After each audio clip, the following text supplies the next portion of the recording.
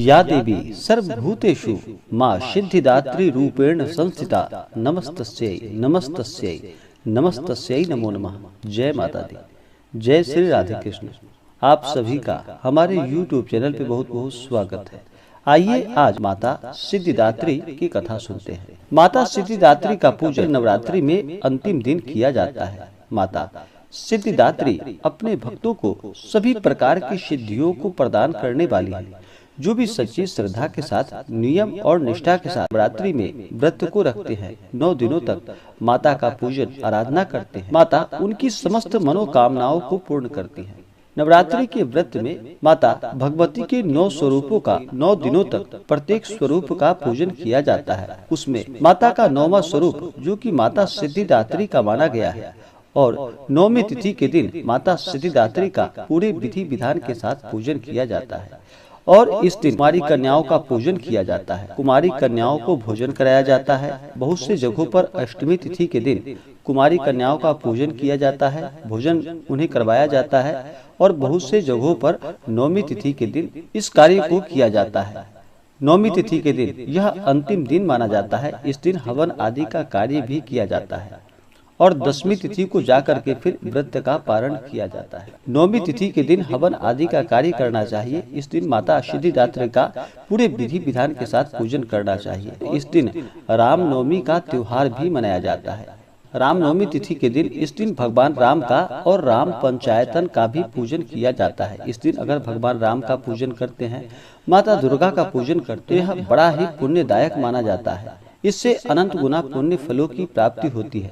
भगवान राम, अगर कोई भक्त सच्ची श्रद्धा के साथ राम नाम का स्मरण करता है, भगवान राम की कृपा से उनके सभी पाप और ताप नष्ट हो जाते हैं। किसी भी प्रकार के व्रत में या पूजन में सच्ची श्रद्धा, नियम और निष्ठा के साथ ही उस व्रत को करना चाहिए, तभी जाकर के वह व्रत सफल हो पाता है और पुण्य फलों की प्राप्ति हो पाती है। माता सिद्धिदात्री को प्रसन्न करने के लिए इस दिन सुबह ब्रह्म मुहूर्त में उठ करके नित्य क्रियाओं से निवृत्त होकर के गंगा नदी में या घर के नहाने के पानी में थोड़ा सा गंगा जल मिला करके स्नान करना चाहिए। शुद्ध वस्त्र धारण करना चाहिए। इस दिन आप चाहें तो बैगनी या जामुनी रंग के वस्त्र पहने, यह शुभ होता है। यह रंग अध्यात्म का प्रतीक माना जाता है। और वस्त्र धारण करने के बाद फिर इस दिन माता सिद्धिदात्री का पूरे विधि विधान के साथ पूजन करना चाहिए।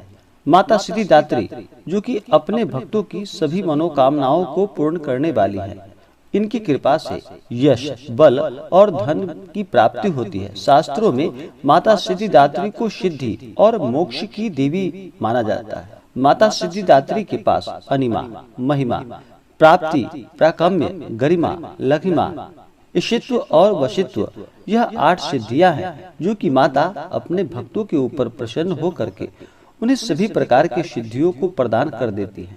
इस दिन माता सिद्धिदात्री के पूजन के लिए माता का जल से अभिषेक करे, पंचामृत से अभिषेक करे, शुद्ध गंगा जल माता के ऊपर चढ़ाए। उसके बाद माता को वस्त्र अर्पित करे, समस्त श्रृंगार की वस्तुएं, आभूषण आदि अर्पित करे। महिलाएं माता सिद्धिदात्री को सिंदूर चढ़ाएं, उन्हें कुमकुम आदि चढ़ाए, अबीर, गुलाल, चंदन आदि अर्पित करे, पुष्पों की माला माता सिद्धिदात्री को अर्पित करे, फिर धूप और दीप दिखाए, अनेक प्रकार का नैवेद्य माता को अर्पित करे। माता सिद्धिदात्री को इस दिन नवरस युक्त भोजन, 9 प्रकार के पुष्प और 9 प्रकार के फल अर्पित करे तो यह बड़ा ही लाभकारी होता है। माता सिद्धिदात्री को इस दिन विशेष प्रकार से मौसमी फल, चना, पूड़ी, खीर, नारियल और हलवा उन्हें अति प्रिय है, तो माता को इन चीजों का भी भोग लगाए तो बड़ा ही लाभकारी होता है। उसके बाद नैवेद्य चढ़ाने के बाद आप जितने भी प्रकार के नैवेद्य हो अपने श्रद्धा और सामर्थ्य के अनुसार अर्पित करें। अनेक प्रकार के ऋतु फल अर्पित करें। नैवेद्य के बाद फिर माता को जल से उनका आचमनी कराएं। उसके बाद द्रव्य और दक्षिणा चढ़ाएं। पुंगी फल, तांबूल माता को अर्पित करें। पुंगी फल यानी कि सुपारी को पुंगी फल कहा जाता है और तांबूल यानी कि पान पत्र, लौंग, इलायची के साथ में माता को अर्पित करें। उसके बाद फिर दुर्गा चालीसा, सिद्धि कुंजिका, अष्टोत्र, कवच, अर्गला कीलकम या दुर्गा सप्तशती आदि का पाठ करे या श्रवण करे। इससे अनंत गुना पुण्य फलों की प्राप्ति होती है और माता प्रसन्न होकर के अपने भक्तों को मनोवांछित फल प्रदान करती हैं। माता सिद्धिदात्री की अगर कृपा हो तो साधकों को लौकिक और पारलौकिक सभी प्रकार की कामनाओं की पूर्ति हो जाती है। सिद्धिदात्री माँ के कृपा पात्र भक्त के भीतर कोई ऐसी कामना शेष नहीं बचती जिसे वह पूर्ण करना चाहे। वह सभी सांसारिक इच्छाओं को, आवश्यकताओं और अस्पृहाओं से ऊपर उठकर मानसिक रूप से माता भगवती के दिव्य लोकों में विचरण करता हुआ उनकी कृपा से विषय भोग शून्य हो जाता है। माता भगवती का परम सानिध्य ही उसका सर्वस्व हो जाता है। इस परम पद को पाने के बाद उसे अन्य किसी भी वस्तु की कोई आवश्यकता नहीं पड़ती। माँ के चरणों का यह सानिध्य प्राप्त करने के लिए भक्त को निरंतर नियम निष्ठ रहकर उनकी उपासना करने का नियम बताया गया है। ऐसा माना जाता है कि माता भगवती का स्मरण, ध्यान, पूजन हमें इस संसार की असारता का बोध कराते हुए वास्तविक परम शांतिमय अमृत पद की ओर ले जाता है। और जो कोई भी इतना कठिन तप ना कर सके तो अपनी शक्ति और सामर्थ्य के अनुसार जप, तप, पूजन, अर्चन करके माँ की कृपा का पात्र बन सकता है। माँ की आराधना के लिए